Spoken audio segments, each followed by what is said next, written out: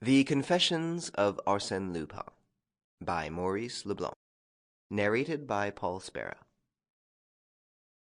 The Invisible Prisoner.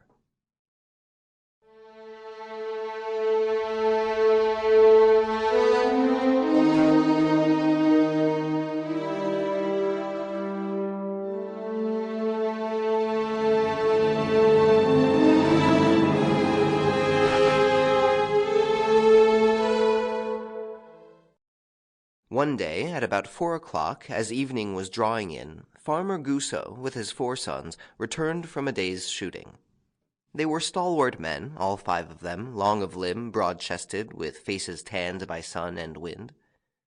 And all 5 displayed, planted on an enormous neck and shoulders, the same small head, with the low forehead, thin lips, beaked nose, and hard and repellent cast of countenance.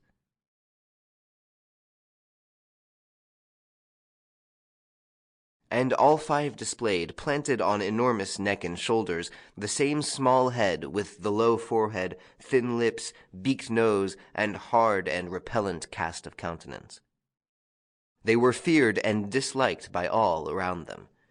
They were a money-grubbing, crafty family, and their word was not to be trusted. On reaching the old Barbican wall that surrounds the Heberville property, the farmer opened a narrow, massive door, putting the big key back in his pocket after his sons had passed in. And he walked behind them, along the path that led through the orchards. Here and there stood great trees, stripped by the autumn winds, and clumps of pines, the last survivors of the ancient park now covered by old Goussot's farm. One of the sons said, "I hope Mother has lit a log or two." "There's smoke coming from the chimney," said the father. The outhouses and the homestead showed at the end of a lawn, and above them the village church, whose steeple seemed to prick the clouds that trailed along the sky. "All the guns unloaded?" asked old Goussot. "Mine isn't," said the eldest. "I slipped in a bullet to blow a kestrel's head off." He was the one who was proudest of his skill, and he said to his brothers, "Look at that bough at the top of the cherry tree. See me snap it off."